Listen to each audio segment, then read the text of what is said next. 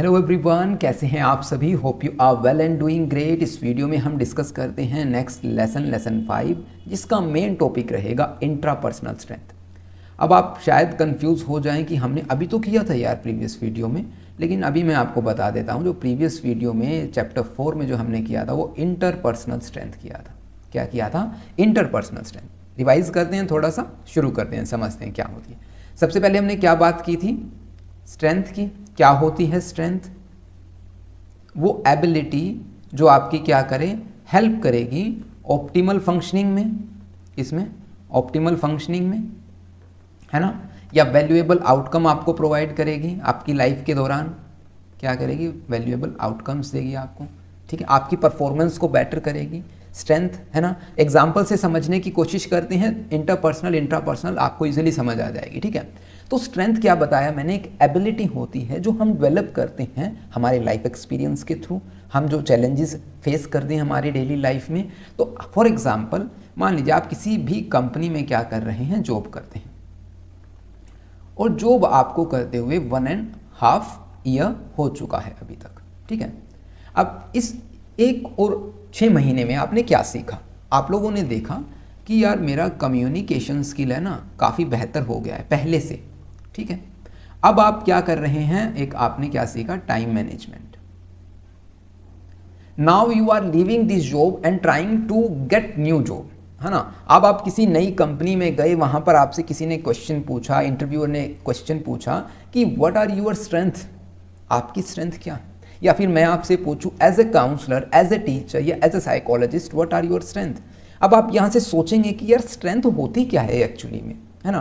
तो आप ध्यान दीजिए, जब आपने उस कंपनी में 1 और 6 महीने साल जो भी काम किया, 1 साल और 6 महीने जब आपने काम किया, तो उस दौरान मैंने क्या नया सीखा? हम कहेंगे कि मेरा कम्युनिकेशन अब बेहतर है पहले से, ठीक है। मुझे अब टाइम मैनेज करने में काफ़ी सरलता से मैं टाइम मैनेज कर सकता हूं। तो हम ये कहेंगे कि अब मैं कम्युनिकेशन की हेल्प से और टाइम मैनेजमेंट की हेल्प से मैं बेहतर परफॉर्म कर पाऊंगा आपकी कंपनी में। These are my strength as employ in your company, है ना। तो अब वो क्यों नहीं चाहेंगे कि एक ऐसा पर्सन जिसका कम्युनिकेशन स्किल इतना बेटर है और जो टाइम को इतनी अच्छी तरह वेल मेंटेन मैनेज करता है, तो क्यों ना वो हमारी कंपनी का ही क्या हो, एम्प्लॉय हो। समझ पा रहे हैं? तो इसीलिए वहां पर काउंटर क्वेश्चन होता है कि आपका स्ट्रेंथ क्या है। अब आपने बताया कि communication, time management, these are two my strength as a employ in your company, जो कि बिल्कुल अलाइन करते हैं आपके जॉब डिस्क्रिप्शन से। समझ पा रहे हैं? जो उन्होंने जॉब डिस्क्रिप्शन हमें प्रोवाइड किया उसी के अकॉर्डिंग हमने अपनी स्ट्रेंथ बता दी। अगर मैं आपको as a counsellor, as a teacher आपसे पूछूं कि आपकी स्ट्रेंथ क्या है, तो शायद आप कहें कि लीडरशिप, या फिर टीम वर्क, या फिर आप कहें कि रेजिलियंस। प्रीवियस वीडियो में हमने एक बेहतरीन एग्जांपल लिया था रेजिलियंस का, कि ये मेरी स्ट्रेंथ हो सकती है। अगर आप ज़रा फोकस करेंगे इन टर्म्स पर, जैसे कि कम्युनिकेशन, टाइम मैनेजमेंट, ये आपने थ्रू आउट योर एक्सपीरियंस है जो लर्न की है, डेवलप की हैं ये स्किल्स अपने अंदर, है ना। In term communication, time management से अब आप अपनी जो आप परफॉर्मेंस शो करेंगे उस कंपनी में जहाँ पर आप नई ज्वाइनिंग के लिए जा रहे हैं, वहाँ पर आपकी परफॉर्मेंस बेहतर होगी, बेहतरीन होगी। समझ रहे हैं? वैल्यूएबल आउटकम आपको प्रोवाइड करेगी आपकी जो इंटरपर्सनल स्ट्रेंथ, ठीक है। इंटरपर्सनल नहीं, सॉरी, सिंपल स्ट्रेंथ, ठीक है। अब आप समझ रहे हैं यहाँ पर क्या करेगी? ऑप्टिमल फंक्शनिंग में हमारी स्ट्रेंथ हेल्प करती है, वैल्यूएबल आउटकम में, और बेटर करती है हमारी परफॉर्मेंस को। तो ये क्या एक एबिलिटी है स्ट्रेंथ हमारी। रिवाइज हो गया क्या होती है स्ट्रेंथ, समझ में आ गया। जिन्होंने प्रीवियस वीडियो नहीं देखी है वो अभी भी यहाँ पे समझ सकते हैं। अब बात करते हैं इंटरपर्सनल स्ट्रेंथ। इंटरपर्सनल स्ट्रेंथ में हमने 4 टर्म वहाँ पर डिस्कस की थी भाई: काइंडनेस, फॉरगिवनेस, ग्रेटिट्यूड और एम्पैथी। अब आप मुझे बताइए, यहां पर मैंने अलग एग्जांपल दिया स्ट्रेंथ का। अब इंटरपर्सनल स्ट्रेंथ में ये 4 टर्म आ जाती है, मतलब हम ये कहेंगे कि there are 4 strength in interpersonal, ठीक है। अब इंटरपर्सनल स्ट्रेंथ क्या होती है और इंट्रापर्सनल स्ट्रेंथ क्या होती है? When we interact with other people, when we interact with our society, our friends, our family, our team members, colleagues, किसी से भी आप करते हैं, जब आप इंटरेक्ट करते हैं तब आपको ये ध्यान दीजिए, मैंने क्या बताया था? स्ट्रेंथ क्या है? एबिलिटी है। तो इंटरपर्सनल स्ट्रेंथ क्या है? एक ऐसी एबिलिटी जो आपको औरों के नज़रिए से दुनिया देखने में आपकी हेल्प कर रही है, आपकी अंडरस्टैंडिंग बेटर कर रही है। अगर आप एज ए काउंसलर काम कर रहे हो और एम्पैथी आपकी स्ट्रेंथ है, means you are a good counsellor. समझ पा रहे हैं? आपकी एबिलिटी, आपकी जो परफॉर्मेंस बेटर होगी, ऑप्टिमल फंक्शनिंग होगी, और जो वैल्यूएबल आउटकम कि आप चाहते हैं कि मैं दूसरे के नज़रिए से हम सामने वाले की फीलिंग्स को फील करें, हम उसकी दुनिया को देखें उनके नज़रिए से। समझ रहे हैं? एम्पैथी का मीनिंग आप समझते हैं ना? तो अब आपको समझ आ रही है इंटरपर्सनल स्ट्रेंथ क्या होती है। एक एबिलिटी होती है जो हमारी हेल्प करेगी दूसरों के पॉइंट ऑफ व्यू को समझने में। That is the empathy, interpersonal strength, empathy. Gratitude, we are thankful to everything in our environment, है ना?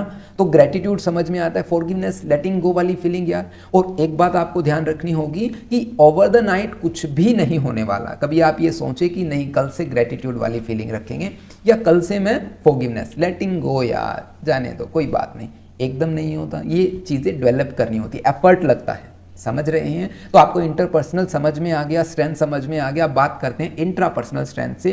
थियरी पढ़ते चलेंगे, चीज़ों को समझते चलेंगे ताकि आपको एग्जाम में ये पढ़ें तो समझ में आए, और कैसे एग्जाम में लिखना है ये तो पैटर्न बिल्कुल सेट है ना? So intrapersonal strength are the positive personality that help us to more aware of internal attitude. समझ पा रहे हैं मैं क्या कह रहा हूँ? इंटरपर्सनल में हम क्या कर रहे थे, ये जो स्ट्रेंथ है वो दूसरों से रिलेट कर रही थी, लेकिन अब जो हम स्ट्रेंथ बात कर रहे हैं वो हमारे इंटरनल एटीट्यूड से, इनर प्रोसेस से, इनर सेल्फ से रिलेट करती है। समझ रहे हैं? इंट्रापर्सनल स्ट्रेंथ पॉजिटिव क्वालिटीज़ हैं, पॉजिटिव एबिलिटीज़ हैं जो हम डेवलप करते हैं जब हम खुद से इंटरेक्ट करेंगे। कभी आप हुए हैं खुद से इंटरेक्ट? नहीं हुए हैं, मुझे नहीं लगता आप नहीं हुए। आप हुए ज़रूर हैं लेकिन आपने कभी पहचान नहीं की कि मैं कब अपने आप से इंटरेक्ट हुआ। तो चलिए समझते हैं 4 तरह की स्ट्रेंथ यहाँ पे राइट की गई हैं। Growth mindset, multicultural mindset, grit and determination, self compassion and self forgiveness. One by one इनको डिस्कस करेंगे, शुरू करते हैं। सो ये आपको ना यहाँ पर ये भी बात ध्यान रखनी होगी, जो ये स्ट्रेंथ है इंट्रापर्सनल स्ट्रेंथ, हमारी थिंकिंग प्रोसेस को, फीलिंग्स को, बिहेवियर को कैसे अफेक्ट करती हैं ये भी आपको पता चलेगा। फर्स्ट ऑफ ऑल हम डिस्कस करते हैं इन 4 स्ट्रेंथ को। पहली ही है माइंडसेट। पहला क्वेश्चन बनता है भाई माइंडसेट क्या है? आप लोगों के फ्रेंड सर्कल में काफ़ी बार बात होती होगी यार तेरा माइंडसेट बिल्कुल अलग है, समझ रहे हैं, तुझे ना इसको बदलने की ज़रूरत है, हम ये कहेंगे। या फिर एग्जाम्पल से समझें इसको, आपको मिल जाती है इंटर्नशिप फाइल, ठीक है, या फिर प्रोजेक्ट वर्क। अब कुछ ऐसे फ्रेंड होंगे आपके जो कहते होंगे कि यार एक और बला आ गई, यार एक और मुसीबत आ गई, अब मैं क्या करूँगा, है ना? तो तब आपको ये लगता होगा यार ये क्या सोच रहा है। अगर आप क्या हैं, ग्रोथ माइंडसेट वाले हैं, अब जो ये क्या बला आ गई, क्या करेंगे, ये कैसे होगा, ये सभी कहाँ अप्लाई करेंगे? फिक्स्ड माइंडसेट में। मतलब अब मैं कहना क्या चाहता हूँ यहाँ पर कि जो आप अपने एनवायरनमेंट को कैसे परसीव कर रहे हैं, चैलेंजेस को कैसे परसीव कर रहे हैं, जो आपके अराउंड जो भी चीज़ें उनको कैसे परसीव कर रहे हैं, ये आपके बिलीव्स पर डिपेंड करता है। और इन बिलीव्स को ही माइंडसेट बोल दिया जाता है। Mindset simply set of believes that shape how you make sense of the world, influence the way you think, feel and behave. Hope you understand what the meaning of mindset is. Understand? अब बात करते हैं mindset theory की। अब मैंने क्या कहा, इन beliefs को क्या बोला गया है? माइंडसेट बोला गया है। तो भाई अब जो ये बुक है ना, कैरोल डीवेक ने अपनी बुक लिखी the new psychology of success. यहाँ पर उन्होंने एक थ्योरी दी, माइंडसेट थ्योरी। इनके according individual hold different beliefs about the nature of the intelligence and ability to learn and grow. हर एक के अपने बिलीव हैं कि भाई इंटेलिजेंस क्या है। समझ रहे हैं? अब मैं इंटेलिजेंस पे पूछूं, टॉपिक से नहीं इधर उधर होते हैं। अगर मान लीजिए आप इंटेलिजेंस से अगर पूछेंगे तो आपकी इंटेलिजेंस की डेफिनेशन हो सकता है अलग हो, मेरा परसेप्शन इंटेलिजेंस से रिलेटेड कुछ और हो, है ना? तो ये कहती है जो माइंडसेट थियरी है, individual hold different beliefs about the nature of intelligence and ability to learn and grow. अब इसके अकॉर्डिंग 2 माइंडसेट दिए गए। पहला है fixed mindset, second one is the growth mindset. अब आप ये आइडेंटिफाई करना कि आप कौन से माइंडसेट में लाई करते हैं। फिक्स्ड माइंडसेट कौन सा होगा? जो पीपल या जो बच्चे बिलीव करते हैं कि इंटेलिजेंस और एबिलिटीज फिक्स्ड ट्रेट हैं, प्री डिटरमाइन हैं, इन्नेट हैं, बाय बर्थ हमें मिलती हैं, वो हो गए फिक्स्ड माइंडसेट। अब जो ये सोचते हैं कि ये बदली ही नहीं जा सकती या इंटेलिजेंस को कुछ अक्वायर नहीं किया जा सकता, स्किल्स को अक्वायर नहीं किया जा सकता, तो वो चैलेंजेस को कैसे देखेंगे? As a threat. अभी यार ये क्या बला आ गई, है ना? ऐसा कहते हैं ना, ये क्या नई मुसीबत है, अब मुझे इंटर्नशिप करनी होगी। तो ये क्या? Fixed mindset. वो उनको अवॉइड करने की कोशिश करेंगे, भागेंगे इधर उधर, यार तुम मेरे असाइनमेंट बना दो या तुम मेरी इंटर्नशिप फाइल करवा दो। समझ पा रहे हैं? समझ रहे हैं। वहाँ पर इम्प्रूवमेंट के लिए कोई कोशिश नहीं की जाती, एज इट इज़ वो जैसे हैं वैसे ही बैठे रहते हैं, है ना। सो बैठे रहने का मतलब है कोशिश ना करना, है ना, अपने चैलेंजेस को एक्सेप्ट ना करना, अपने चैलेंजेस को भी चैलेंज ना करना, समझ रहे हैं। और स्मार्ट बनने की कोशिश तो उनकी रहती ही है। अब ग्रोथ माइंडसेट वाले क्या करते हैं भाई, ग्रोथ माइंडसेट वाले इंटेलिजेंस एबिलिटीज़ को ऐसा कंसिडर करते हैं कि अगर मान लीजिए मैं इंटेलिजेंट नहीं हूँ या मेरे पास कोई स्किल नहीं है, then I can try for this, समझ रहे हैं। मुझसे मैथ के कुछ सम्स नहीं निकल पा रहे या कुछ प्रॉब्लम ऐसी है मैं नहीं सोल्व कर पा रहा, लेकिन मैं उनको सीख सकता हूँ, तो this is the growth mindset. Example है, समझ पा रहे हैं ग्रोथ माइंडसेट। होपफुली आप सभी ग्रोथ माइंडसेटेड हैं, समझ रहे हैं। सो ये चैलेंजेस को अपॉर्चुनिटी समझते हैं, ये समझते हैं कि हाँ ये एक ना एक पैडी है, पैडी समझते हैं आप, स्टेयर्स बोल सकते हैं, ठीक है, सीढ़ियाँ, कि हाँ चैलेंजेस हैं, जैसे जैसे हम चैलेंजेस को चैलेंज करते रहेंगे या उनको सोल्व करते हैं, ठीक है, तो तब हम ना एक नई अपॉर्चुनिटी को ओपन कर रहे हैं, हम कुछ ना कुछ नया सीख रहे हैं। This is the growth mindset, समझ गए। अब ये क्या करते हैं, अगर ये फेल हो जाते हैं अपनी लाइफ में, मान लीजिए हाँ फेल हो गए, तो कहेंगे कि कहीं ना कहीं मुझे कुछ और सीखने की ज़रूरत है। फॉर एग्जाम्पल, मान लीजिए आपने किसी कॉम्पिटिटिव एग्जाम को, आपका एग्ज़ाम था लेकिन आप रह जाते हैं, आपका सिलेक्शन नहीं होता है, मान लीजिए किसी पुलिस वाले एग्जाम में, तो आपने क्या आइडेंटिफाई किया, अरे यार मेरा रीजनिंग का जो पोर्शन था थोड़ा वीक था, क्यों ना मैं आपकी बार रीजनिंग पे फोकस करूँ और next time I will crack it, understand. So this is the growth mindset. वो स्ट्रेटेजी पर फोकस करेंगे, एफर्ट्स पर फोकस करेंगे, ना कि लक पे, ठीक है। मैस्टरी लर्निंग उनकी खासियत होती है, समझ में आ गई है आपको। अब अब ये डिफरेंस है इन दोनों के बीच का, ये आपकी बुक से एज इट इज है, आप पढ़ सकते हैं, बिल्कुल ईजी है। अब मल्टीकल्चरल ग्लोबल माइंडसेट की बात करते हैं। मल्टीकल्चरल ग्लोबल माइंडसेट है तो ये मल्टीफेसेटेड है, और इसको समझने के लिए आपको कुछ टर्म्स को समझना होगा। फॉर एग्जाम्पल क्या, ये तो टर्म है ही, cultural awareness. You have to awareness about a culture in which you want to involve, जैसे कि किसी कल्चर की वैल्यूज़ क्या हैं, बिलीव क्या है, कस्टम क्या है, ट्रेडिशन क्या है, पर्सपेक्टिव क्या है उस कल्चर के लोगों का, ये सभी आपको अवेयरनेस वहाँ पे रखनी होगी, अंडरस्टैंडिंग रखनी होगी, समझ पा रहे हैं। Next, openness to diversity. Openness to diversity, you have to openness in diversity. In simply means कि आप जो चीज़ों को सीख पा रहे हैं, ऐसा नहीं है कि मेरा कल्चर ही सबसे ऊपर है, जिसको हम कहेंगे एथनोसेंट्रिज्म। देखिए यहाँ पर ये टर्म एथनोसेंट्रिज्म, कि बस मेरा ही कल्चर सुपीरियर है, ऐसी आपको फीलिंग नहीं रखनी है, ठीक है। तो आप कह सकते हैं कि entails an active willingness to learn about the embrace different culture and way of living. आप उन चीज़ों को अडेप्ट कर सकते हैं। अब ये अडेप्टेबिलिटी में भी ये पॉइंट आएगा यहाँ पर। ग्लोबल पर्सपेक्टिव में आप है जो बियॉन्ड द नेशनल बॉर्डर्स है, जो उन प्रॉब्लम्स को देख पा रहे हैं, उन चैलेंजेस को, उन इश्यूज़ को है जो देख पा रहे हैं, इसे कहा गया है मल्टी कल्चरल माइंडसेट। कि आप डिफरेंट कल्चर में अपने आप को अडेप्ट कर पा रहे हैं, उनमें जो चेंजेस हैं उनको एज इट इज़ ऑब्जर्व कर पा रहे हैं, अपने आप को मोल्ड कर पा रहे हैं उस कल्चर के अकॉर्डिंग। तो this is the multi cultural mindset या global mindset, we can say that, ठीक है। सो अब आपको ये समझ में आ गया, काफ़ी सिंपल था, ठीक है ना। अब आपको यहाँ पे जो मल्टी कल्चरल में ओपन माइंडेड वाली फीलिंग भी रखनी होगी, ऐसे नहीं भाई नैरो माइंडेड नहीं रहना है कि नहीं ऐसा नहीं हो सकता, तुम्हारे कल्चर में ऐसा कैसे हो गया, हमारे यहाँ ऐसा नहीं होता। ये सभी चीज़ें जो आपको समझनी होगी। नेक्स्ट जो हमारी स्ट्रेंथ आती है, ग्रिट एंड डिटर्मिनेशन। अब determination, you know very well what is the meaning of determination in your life. If you determined anything then you will do it until और अनलेस इट कंप्लीट, है ना। तो आप क्या सोचते हैं कि जब तक ये खत्म नहीं होता मैं इसको करके ही दिखाऊंगा, दैट इज माई डिटर्मिनेशन। मैंने ये निश्चय कर लिया है कि अब मैं ये वाला एग्जाम क्रैक कर दूंगा, this is the determination. And what the meaning of grit over here is, so grit क्या है, ग्रिट को समझते हैं। देखिए एंजेला डकवर्थ, अब ये साइकोलॉजिस्ट, को फाउंडर ऑफ कैरेक्टर लैब, उन्होंने भी बुक लिखी grit the power of passion and perseverance. Power of passion and perseverance. अब आपको ये पता है कि ये पैशन क्या होता है, प्रेजर्वेंस तो आप सभी को पता चल गया, डट के खड़े रहना, है ना। पैशन क्या होता है, अगर आपको पैशन का पता है तो मैं फिर आपसे क्वेश्चन करूंगा ये इंटरेस्ट क्या होता है ना। हमने प्रीवियस वीडियो में भी स्टडी किया था इंटरेस्ट क्या होता है, मैंने समझाने की कोशिश की थी। सो एक बार फिर से हम डिस्कस करेंगे, लेकिन अभी हम ग्रिट को समझने की कोशिश करते हैं। अभी देखिए ग्रिट एक स्ट्रेंथ है, लेकिन अभी तक हम क्या कर रहे थे, इंटरपर्सनल स्ट्रेंथ, इंट्रापर्सनल स्ट्रेंथ और सिंपल स्ट्रेंथ, हमने 3 अभी तक टर्म है जो डिस्कस की।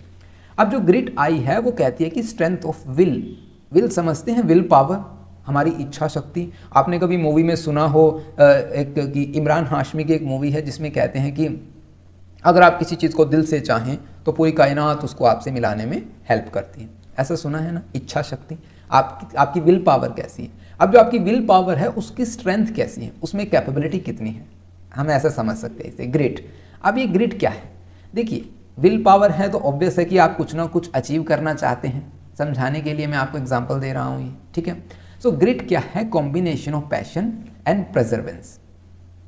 It is a personality trait that combine passion, motivation, determination to achieve long term goal. अब ये लॉन्ग टर्म गोल आपको बार बार सुनने को मिलेगा ग्रिट में, ठीक है। अब ग्रिट को ना समझते हैं पैशन और परसेवरेंस से। परसेवरेंस कहता है कि आपको जितनी भी प्रॉब्लम रास्ते में दिखाई दे, आपको उनको इग्नोर करना है या फिर आपको उनको फेस करना है, उनका सोल्यूशन निकालना है और अपने गोल तक पहुंचना है, ठीक है। ये कहती है परसेवरेंस। हिंदी में इसको दृढ़ता बोलते हैं, ठीक है। आप किसी चीज़ के प्रति दृढ़ हैं कि हाँ मैंने ठान लिया तो मैं इसको करके छोड़ूंगा, ठीक है। अब पैशन और इंटरेस्ट में डिफरेंस है भाई, बहुत ज़्यादा। क्या डिफरेंस है? इंटरेस्ट कहता है कि हाँ मेरा इंटरेस्ट, मैंने ना कल म्यूज़िक सुना, यार म्यूज़िक तो बड़ा अच्छा लगा। योर इंटरेस्ट कि आप ना अब उसमें इन्वॉल्व होना चाहते हैं, आप डेली एक सॉन्ग है जो सुन रहे हैं, पॉप सॉन्ग या फिर रॉक सॉन्ग, ये डिपेंड करता है आपकी चॉइस पर, ठीक है। या फिर आप हिंदी सॉन्ग सुन रहे हैं, ठीक है। अब आपका इंटरेस्ट बनता जा रहा है भाई। लेकिन पैशन क्या कहता है? Consistency in your interest. समझ पा रहे हैं? इंटरेस्ट ऐसा है जिसमें आप है जो एंगेज होना चाहते हैं, शामिल होना चाहते हैं, आप चाहते हैं कि मैं इन एक्टिविटीज़ में हूँ, लेकिन टाइम टू टाइम ये चेंज हो सकता है। लेकिन पैशन मीन्स अगर आपका इंटरेस्ट कंसिस्टेंसी शो कर रहा है, लगातार आपको उसमें इंटरेस्ट इन्वॉल्वमेंट आपकी बढ़ती जा रही है, दैट इज द पैशन। अब आप ये मुझे बताएं, इंटरेस्ट ये कह सकते हैं शॉर्ट टर्म है, passion is a long term, है ना।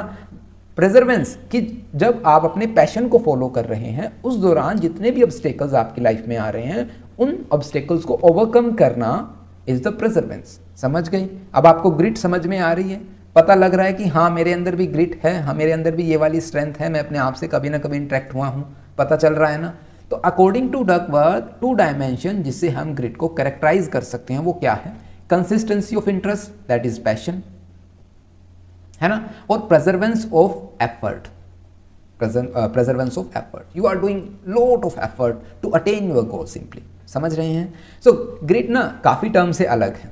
कैसे अलग है? कुछ टर्म्स की बात करते हैं यहाँ पर, कॉन्सेंशियसनेस and need for achievement.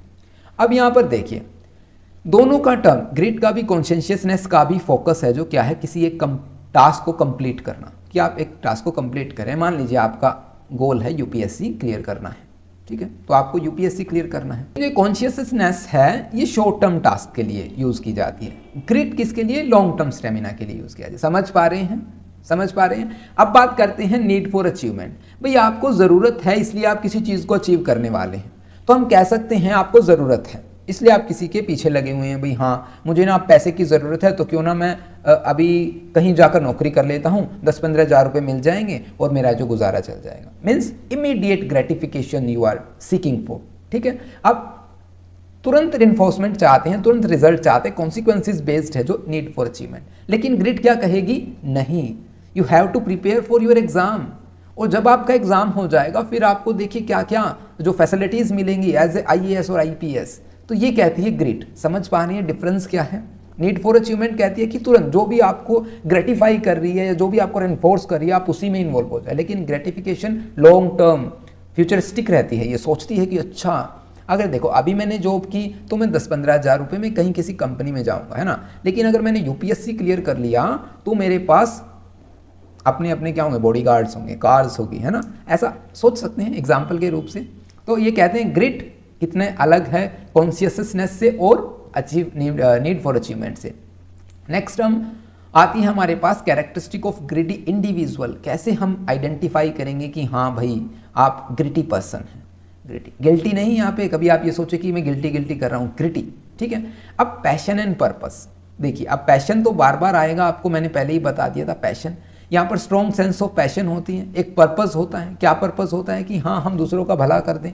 IAS ये तो यानी सिर्फ एक गाड़ी के लिए आप IAS बनने जा रहे हैं, है ना, UPSC क्लियर करने जा रहे हैं। तो यहाँ पर क्या कहेंगे हम? This passion for their goals provide the intrinsic motivation to keep going even when the path gets tough.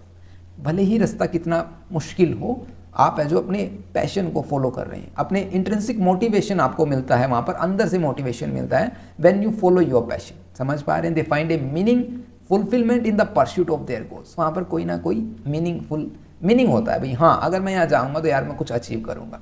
Long term orientation, अब मैंने बात की क्या की, ग्रिट है वो लॉन्ग टर्म के लिए फोकस करता है। They are focus on the long term, they understand that achieving significantly goals often require sustain effort dedication over the extended period.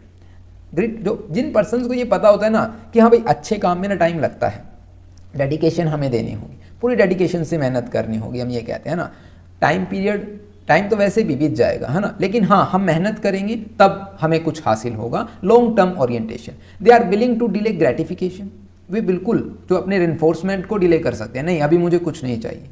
Prioritise long term success, मुझे यूपीएससी क्लियर करना है, long term success के लिए जा रहे हैं। अभी आप यूपीएससी को सीरियस मत लीजिएगा, ये एग्जाम्पल है, ठीक है। रेजिलियंस कहते हैं, रेजिलियंस क्या कहता है कि हम बाउंस बैक कर रहे हैं हमारे सेटबैक से, हमारी लाइफ में जो अप एंड डाउन्स आ रहे हैं उनसे हम बार बार उठ खड़े हो रहे हैं, अभी हाँ मैं लड़ूंगा अभी भी। तो this is the resilience, the way they view challenges as temporary obstacles not permanent road blocks. समझ रहे हैं कि हाँ आज किसी के साथ कुछ हुआ है तो कोई बात नहीं, कल से हम फिर से तैयारी शुरू करेंगे, है ना। तो कोई भी ऑब्स्टेकल आती है वो कंप्लीट रोड ब्लॉक्स नहीं है कि हाँ मुझे अब रास्ता ही बदल लेना है, क्यों ना अब मैं कांस्टेबल की तैयारी करना शुरू कर दूँ, ऐसे नहीं करते। उनको पता है उनका एम जो है वो है, ठीक है।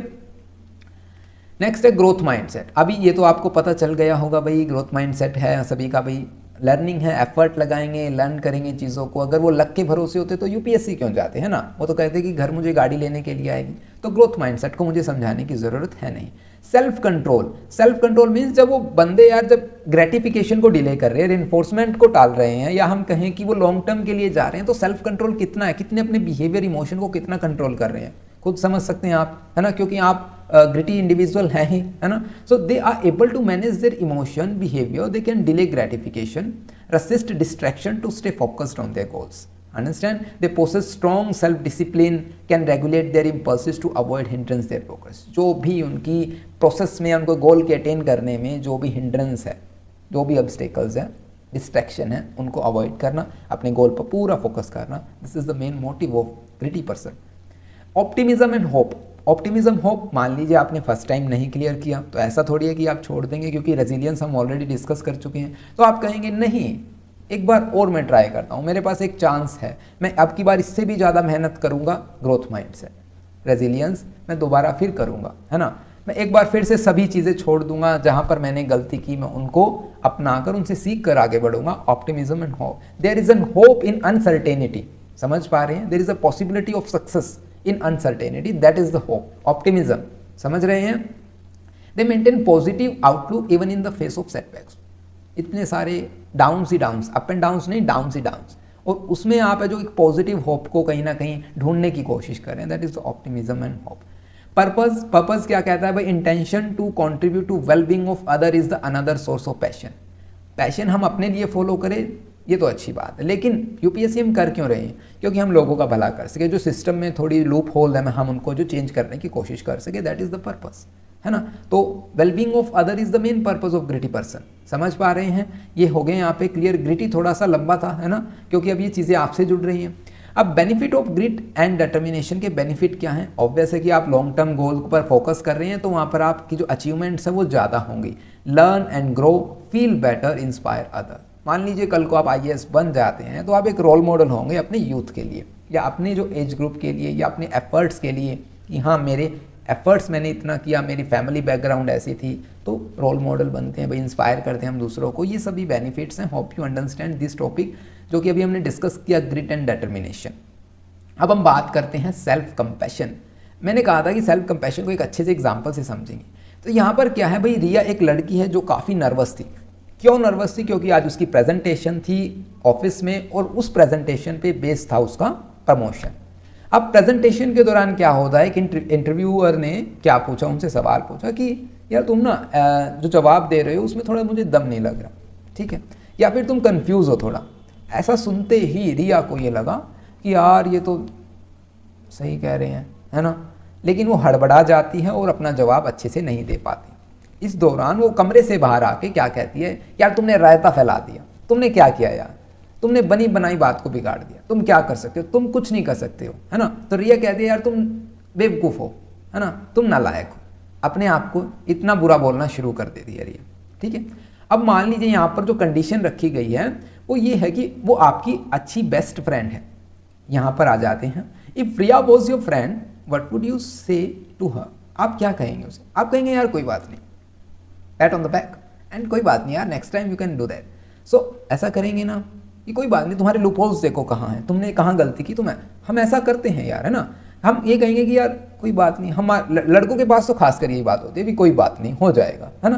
तो ये क्या है, आप उसको काम करने की कोशिश कर रहे हैं, रिलैक्स करने की कोशिश कर रहे हैं। अब हो सकता है वहाँ पर रिया क्या करे, रिलैक्स हो जाए। एग्जाम्पल पढ़ते हैं, देखती क्या कहती है रिया। हम क्या कहेंगे उसको, perhaps you would tell her that she has been too harsh on herself, तुम ज़्यादा यार सख्त हो गई अपने पर, that she did her best, that those were some tough questions she managed to answer so well and that is okay to not have all the answer।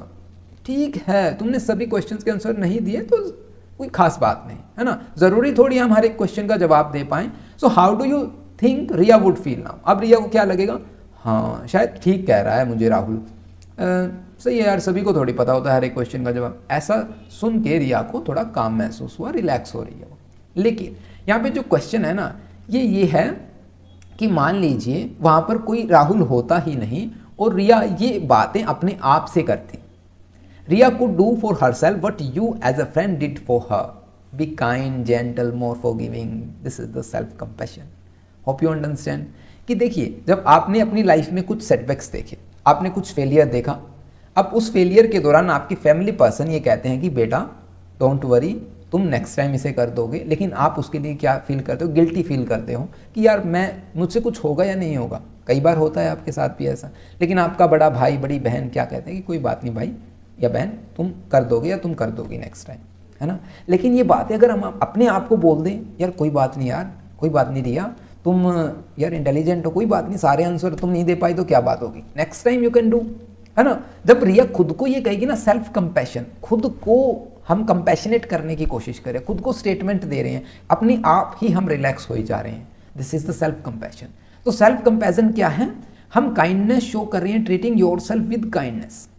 Kindness, अपने आप पर ही हम दया दिखा रहे हैं, लेकिन दया का भाव यहाँ पर अलग है, ये आप समझने की कोशिश कीजिएगा। कभी आप ये समझे कि ये तो बस कोई बात नहीं, हर बात पे आप कहेंगे कोई बात नहीं, कुछ नहीं होता, हम कर लेंगे, हर बात पे नहीं। अभी हम समझेंगे एक्चुअल में सेल्फ कंपैशन क्या होती है। Yourself with kindness, understanding, forgiveness, specially when facing setbacks, failure, difficult situation. जब भी आपको लाइफ में ये चीज़ों का सामना करना पड़े तो आप क्या करेंगे, अपनी इम्परफेक्शंस को, अपनी डिफ़िकल्ट, अपनी जो मिस्टेक्स को एक्सेप्ट करेंगे, ठीक है, कि हाँ मैंने यहाँ गलती की, लेकिन I will try my best in next time. समझ पा रहे हैं। It about accepting your imperfection while valuing and respecting yourself as a worthy individual. कई मूवीज़ में आपने देखा होगा कि मैंने ये गेम में फर्स्ट पोजीशन नहीं अटेन की तो सुसाइड कर लिया, है ना। तो वहाँ पर हमें सेल्फ कंपैशन की ज़रूरत होती है। हो सकता है वहाँ पर किसी का कोई फ्रेंड ना हो, लेकिन सेल्फ कंपैशनेट ये कहती है कि आप अपने आप को कहें कि हाँ मेरी गलती है, हाँ मुझे यहाँ पर है जो इन कमियों को दूर करना होगा, लेकिन मेरी एक वैल्यू है भाई। समझ पा रहे हैं। आप अपनी इम्परफेक्शंस को एक्सेप्ट कर रहे हैं, अपनी वैल्यू को, अपने आप की रिस्पेक्ट करते हैं, अपने आप को एक वर्दी पर्सन कंसीडर करते हैं। This is the self compassion. अब क्रिस्टिन नेफ ने 2003 में 3 कंपोनेंट्स दिए, self kindness, common humanity and mindfulness. अब सेल्फ काइंडनेस क्या कहती है? कई बार आपने देखा होगा कि आपसे कुछ भी गलत हो जाता है ना, आप अपने आप को ब्लेम करना शुरू कर देते हैं। तो इसीलिए कहा गया we are said to be our worst critics. हम अपने सबसे बड़े आलोचक होते हैं, हमें किसी की ज़रूरत होती नहीं है ना। ये वैसे डिपेंड करता है टाइम पर, लेकिन फिर भी ऐसा कहा जाता है। तो self compassion involve being gentle, benevolent toward ourself when we falter, distract और फील इनकम्पिटेंट और इनएडिक्वेट। सो हमें अपने जेंटल बिहेवियर शो करना चाहिए अपने आप के प्रति। समझ पा रहे हैं। हमें कहना चाहिए ओके यार कोई बात नहीं, तुम कर सकते हो, हाँ तुमसे यहाँ गलती हुई है, next time you will try best. Okay. So एक स्टेटमेंट मुझे काफ़ी अच्छी लगी, ये मैंने हाईलाइट की है, बोल्ड वर्ड्स में मैंने यहाँ लिखा है। We can't always get what we want, we can't always be who want to be, and that's okay. In other words be patience with our flaws. है ना। समझ पा रहे हैं मैं क्या कह रहा हूँ? ज़रूरी नहीं है कि आपको वो हर चीज़ मिले जो आप चाहते हैं, ज़रूरी नहीं कि आप वो बन जाएं जो आप चाहते हैं, लेकिन फिर भी यार ओके। समझ रहे हैं? समझिए इन बातों को भाई, क्योंकि हमारी लाइफ में इतने सेटबैक्स आते हैं, प्रॉब्लम्स डेली बेसिस पर, कि हम अपनी वैल्यू को भूल जाते हैं कि हम एग्जिस्ट क्यों करते हैं, या हमारी एक्चुअल में वैल्यू है क्या भाई। क्या एक फर्स्ट पोजीशन ना आने से हम बिल्कुल ज़ीरो हो जाएंगे? क्या हो सकता है हम किसी दूसरे फील्ड में बेटर परफॉर्म कर सकते हैं, है ना। या फिर ये टाइम ही हमारे लिए ना हो, कहीं ना कहीं अपने आप को कंपैशनेट करना सीखो, ठीक है। कॉमन ह्यूमैनिटी कहती है कि आप लोगों को लगता नहीं होगा कि कई बार आपके साथ कोई प्रॉब्लम होती है और आप कहते हो यार मेरे साथ ही ऐसा क्यों होता है, वाई मी, है ना। सो कि यार सब कुछ अच्छा चल रहा है, सभी खुश हैं, मैं ही क्यों, मैंने ऐसा क्या बुरा किया है ना, ऐसा होता है ना। This is the common humanity, why me वाला क्वेश्चन। और ये सबसे बेकार थॉट है। आप लोगों को ये एक्सेप्ट करना चाहिए कि पूरे वर्ल्ड में ना सबकी लाइफ में इतनी प्रॉब्लम है, समझ पा रहे हैं, तब आप जाके ना खुश हो पाएंगे। आपको लगता होगा कि जब ऐसा होता है ना कि हाँ मैं फेल हो गया, मेरे 4 दोस्त भी फेल हो गए, क्लास में 4 और बच्चे फेल हो गए, तो इट्स ओके, फिर हमें इतना दुख नहीं होता। लेकिन अगर आप ही फेल हो जाएं या आप ही सीढ़ियों से गिर जाएं तो आप कहेंगे यार मैं ही क्यों गिरा, इतने सारे बच्चे चल रहे थे, है ना। तो वो वाली फीलिंग आती है और आप कहेंगे कि मेरे साथ ना कुछ हवा में ही गड़बड़ है, मेरे पीछे ना प्रकृति लगी हुई है, मुझे गिरा के छोड़ेगी, है ना। तो this is the common humanity. लोगों का विजन यही है, you have to change your vision about this, ठीक है। समझ पा रहे हैं मैं क्या कहना चाहता हूँ। और जब आप इन चीज़ों से बाहर निकल जाएंगे ना, यार मेरे साथ ही ऐसा क्यों होता है, भाई सबके साथ होता है, आप ऐसा सोच लीजिए और फिर आपको थोड़ा रिलीफ मिलेगा, आप रिलैक्स हो जाएंगे। Mindfulness means you observing things as they are, not more not less, कि आप एज इट इज चीज़ों को एक्सेप्ट कर रहे हैं, ऑब्जर्व कर रहे हैं जैसे वो हैं। समझ रहे हैं, समझिए भाई, काफ़ी मज़ेदार है पॉजिटिव साइकोलॉजी, मज़ा आता है जब आप इनको पढ़ते हैं। तो we observe our thought and feeling as they are. हम क्या करते हैं कि मुझे ऐसा फील नहीं करना चाहिए, अरे भाई जैसी फीलिंग आ रही है तो आप उसको एक्सेप्ट करें, ठीक, इट्स ओके। बिहेव करना वो अलग बात है, रिएक्शन देना वो अलग बात है, लेकिन अपनी फीलिंग्स को एज इट इज ऑब्जर्व तो करें कि ऐसा क्यों हुआ, है ना। तो माइंडफुलनेस कहते हैं कि आप चीज़ों को, इन्फॉर्मेशन को एज इट इज ऑब्जर्व करें, देखें जैसे कि आप उनसे हैं, ना ज़्यादा ना कम, तो आप है जो खुश रहेंगे। लेकिन हम क्या करते हैं, मैक्सिमाइज कर देते हैं, मैग्नीफाई कर देते हैं चीज़ों को, ठीक है। अब इंपॉर्टेंस ऑफ सेल्फ कंपैशन अगर आप करना सीख जाते हैं तो उनके बेनिफिट क्या होंगे। आपके अंदर रेजिलियंस बढ़ जाएगा, सेल्फ कंपैशन रेजिलियंस बढ़ जाएगा। आप कहेंगे कि नहीं अब की बार नहीं, अगर मैं जीत पाया तो नेक्स्ट टाइम मैं पक्का जीत जाऊंगा, है ना। Self compassion equip you to handle setbacks and challenges more effectively. Hope you understand. Reduce stress and anxiety. अब स्ट्रेस और एंजाइटी से आपको पता चल ही जाता है कि हाँ सभी के साथ ऐसा हो रहा है, तो सेल्फ कंपैशन कोई बात नहीं, मैं फिर कर लूँगा, इससे स्ट्रेस भी कम होगा, एंजाइटी भी कम होगी, अदरवाइज यू फील गिल्टी, है ना। इम्प्रूव्ड सेल्फ स्टीम बूस्ट होगी वहाँ पर। सेल्फ वर्थ, आपको जब मैंने कहा कि आप इम्परफेक्शंस को एक्सेप्ट करेंगे कंसिडरिंग योर वर्दीनेस, ठीक है, तो सेल्फ वर्थ वहाँ पर बढ़ जाएगा, इंप्रूव सेल्फ स्टीम होगी। Enhance motivation and self acceptance. ये देखिए बार बार टर्म चेंज हो रही है, लेकिन समझाने में मैं ये ऐसा ही समझा सकता हूँ भाई, ठीक है। आप जब ये पढ़ेंगे तो आपको समझ में बेहतरीन आ जाएगा। हेल्थियर रिलेशनशिप बेहतर होंगी, क्योंकि आप मान लीजिए रिलेशनशिप में किसी के साथ कुछ होता है, फिर आप कहेंगे यार मेरे साथ ही क्यों हो रहा है, लेकिन आपके अंदर है कि हाँ मैंने रिलेशनशिप में यहाँ पर गलत किया है तो मैं इसे ठीक करने की कोशिश कर सकता हूँ, इससे आपकी हेल्दी रिलेशनशिप भी रहेगी, ठीक है। अब बात करते हैं कुछ डिफरेंट टर्म्स जो सेल्फ कंपैशन से अलग हैं, जो कि सेल्फ पिटी। सेल्फ कंपैशन आपने पढ़ लिया कि आप अपनी वर्दी लाइफ को, अपनी एक वैल्यू को मद्देनजर रखते हुए अपनी इम्परफेक्शन को एक्सेप्ट करते हैं और ट्राई करते हैं नेक्स्ट टाइम। एग्जाम्पल जरूर समझेंगे यहाँ पर। After failing a test you acknowledging your disappoint but remind your self that everyone make mistake and you can learn from this to improve next time. Hopefully you understand. Self pity क्या कहती है? Self pity में आप है ना feeling sorry for your self and dwelling on your problem without taking steps to improve the situation. कि आपने exam दिया, फेल हो गए, लेकिन यार एग्जाम ही खराब था, वो क्वेश्चन पेपर ही बाहर से था, टीचर ने ही बिल्कुल सेट नहीं किया या औरों को दिखा दिया, मुझे नहीं दिखाया। आप ब्लेम कर रहे हैं अपने एक्सटर्नल एनवायरनमेंट को, that is the self pity. और फिर अपने आप को जो क्या कर रहे हैं कि यार तुम्हारी गलती नहीं है, ये तो एनवायरनमेंट की गलती है, मैडम की गलती है, टीचर की गलती है, इसलिए उसको कहेंगे सेल्फ पिटी। समझ पा रहे हैं? Feeling sorry for your self, ठीक है। और प्रॉब्लम को वहाँ पर आप कुरेद रहे हैं कि हाँ इसकी गलती है, एनवायरनमेंट में एक्सटर्नल फैक्टर्स। समझ पा रहे? This is the self pity. तो कैसे डिफरेंस हुई एक दूसरे से, है ना। सेल्फ इंडल्जेंस कि आप क्या कर रहे हैं वहाँ पर, इम्पल्सिव डिज़ायर को ज़्यादा इंपॉर्टेंस दे रहे हैं। इम्पल्सिव डिज़ायर मीन्स मान लीजिए आपका एग्जाम है और आप क्या कर रहे हैं, आपकी फेवरेट मूवी आ रही है और आपका मन कर रहा है यार आज तो ना ये मूवी ज़रूर देखूंगा, पॉपकॉर्न लेके आते हैं, पहले मूवी देखते हैं फिर एग्जाम को भाड़ में जाने दो, है ना। तो वो कहते हैं self indulgence, giving in to impulsive desire and prioritising immediate pleasure over long term goals. This is the self indulgence. Self esteem क्या कहती है? You overall sense of worth and value. आप क्या करते हैं, आपकी वर्थ और वैल्यूज को सेंस करते हैं। While self compassion focus on accepting yourself with floss.